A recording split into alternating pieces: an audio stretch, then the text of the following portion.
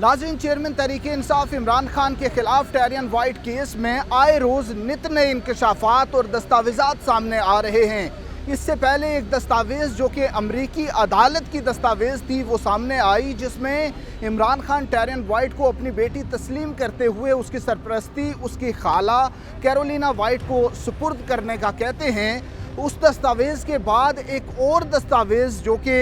जमाइमा खान की जानिब से बरतानिया से लिखी गई और अमरीकी अदालत में जमा कराई गई दस्तावेज़ थी वो सामने आ गई, जिसमें वो भी टेरियन वाइट की सरपरस्ती कैरोलिना वाइट को सौंपने के हवाले से कहती हैं।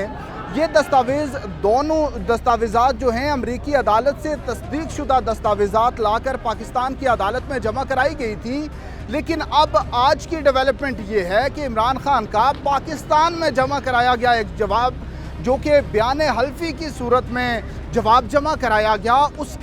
उसके दस्तावेज़ात सामने आ गए हैं, जिसमें इमरान खान टेरियन वाइट को अपनी बेटी तस्लीम करने से इनकार करते हैं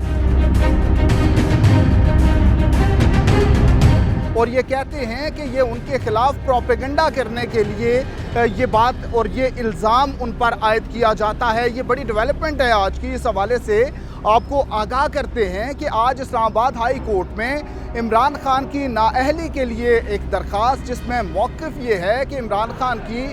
टेरियन वाइट उनकी बेटी हैं और इमरान खान ने इलेक्शन कमीशन में अपने गोशवारों में उनको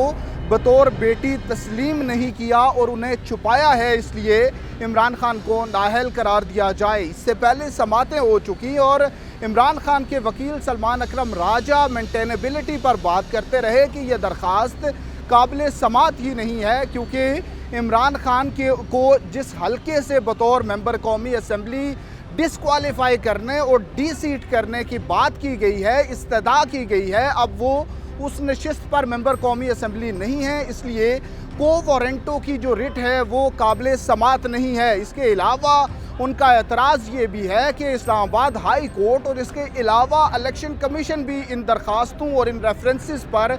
इनको नाकाबिल समात करार दे चुका है, खारिज कर चुका है, इसलिए दोबारा से ये दरख्वास्त दायर नहीं हो सकती। तो आज इस नुक्ते पर समात हुई है और जो इलेक्शन कमीशन के वकील हैं वो भी अदालत के सामने पेश हुए। जो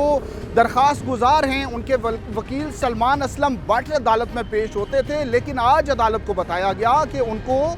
दिल का दौरा पड़ा है और इसलिए वो मज़ीद इस केस में वकालत जारी नहीं रख सकते।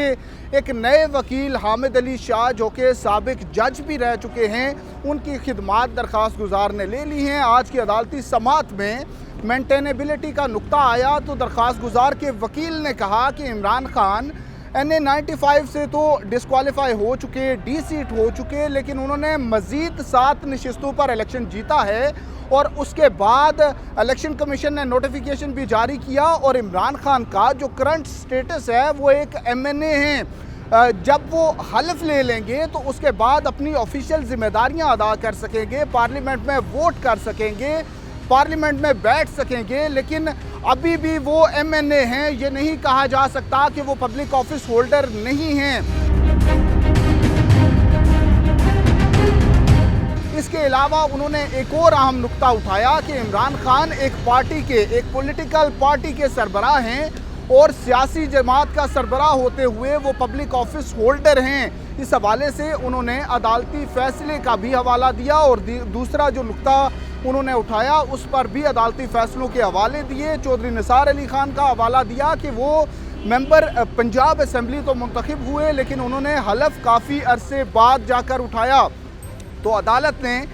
इस हवाले से इलेक्शन कमीशन से रिकॉर्ड तलब कर लिया है। इसके अलावा जो दरख्वास्त गुजार के वकील ने अहम नुक्ता ये उठाया कि इलेक्शन कमीशन में इमरान खान के खिलाफ जो 2 रेफरेंसेस दायर किए गए थे, जिसमें टेरियन वाइट को उनकी बेटी कहा गया और इमरान खान का उस पर एक जवाब भी आया था, जिसमें इमरान खान ने टेरियन वाइट को अपनी बेटी तस्लीम करने से इनकार कर दिया था। इलेक्शन कमीशन में इमरान खान ने तहरीरी तौर पर जवाब जमा कराया था, जिसमें उन्होंने ये कहा था कि उनके खिलाफ प्रोपेगेंडा करने के लिए टेरियन वाइट को उनकी बेटी होने का इल्ज़ाम लगाया जाता है। ये मौक़िफ़ इलेक्शन कमीशन के सामने इमरान खान का रहा है और आज ये बात सामने आई है कि इलेक्शन कमीशन से वो दोनों रेफरेंसेस जो इमरान खान के खिलाफ स्पीकर कौमी असम्बली ने भेजे थे वो खारिज कर दिए गए थे, लेकिन दरख्वास्त गुजार के वकील ने कहा कि वो दोनों रेफरेंसेस जो थे वो टेक्निकल ग्राउंड्स पर, जुरिस्डिक्शनल इश्यूज़ पर, कि उस अदालत इलेक्शन कमीशन का उस वक्त दायरा इख्तियार नहीं था, इस वजह से वो रेफरेंसेस खारिज हुए। और उन रेफरेंसेस को मद्देनज़र रखते हुए ये नहीं कहा जा सकता कि इस्लामाबाद हाई कोर्ट इस दरख्वास्त को नहीं सुन सकती। एक और फैसला जो कि लाहौर हाई कोर्ट का है उसका हवाला दिया गया कि लाहौर हाई कोर्ट ने फैसला दिया है कि इलेक्शन कमीशन के पास किसी को नाअहल करने का इख्तियार नहीं है, बल्कि ये इख्तियार हाई कोर्ट्स के पास और दीगर अदालतों, कॉन्स्टिट्यूशनल कोर्ट्स के पास है। कोर्ट ऑफ लॉ से भी किसी को नाअहल किया जा सकता है। तो इस मामले पर भी अब इसको मज़ीद डाइवर्सिफाई कर दिया गया है और दरख्वास्त गुजार के वकील का ये कहना है कि इस्लामाबाद हाई कोर्ट के पास इख्तियार है। अब जो इमरान खान के वकील हैं उनका ये मौक़िफ़ था कि इलेक्शन कमीशन ने सालाना जो भी इलेक्टेड मेंबर्स हैं या जो उम्मीदवार हैं, जो इलेक्टेड मेंबर्स हैं, उनके गोशवारों को देखना है और 120 दिन के अंदर उस मामले पर फैसला करना होता है। अब वो 120 दिन का वक्त गुजर चुका, लेकिन दरख्वास्त गुजार के वकील ने कहा कि वो मामला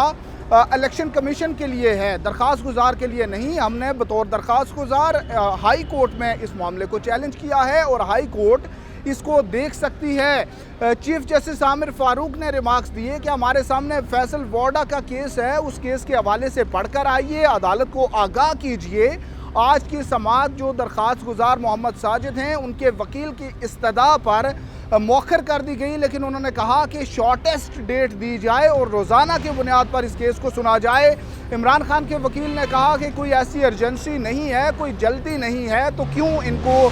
ये इतने जल्दबाजी में हैं। तो अदालत ने इस केस के लिए आइंदा बुध की तारीख जो कि 8 मार्च बनती है वो तारीख मुकर्रर की है और दरख्वास्त गुजार के वकील को कहा है कि 8 और 9 मार्च के 2 दिन लेकर आप अपने दलाइल मुकम्मल करें, फिर इमरान खान के वकील को सुनेंगे। तो नाजरीन, ये केस को इतना लंबा चलता दिखाई नहीं दे रहा, बल्कि मेंटेनेबिलिटी, काबिल समाअत होने का मामला जो है वो जल्द ही उस पर फैसला हो जाएगा कि इमरान खान के खिलाफ ये केस हाई कोर्ट में काबिल समाअत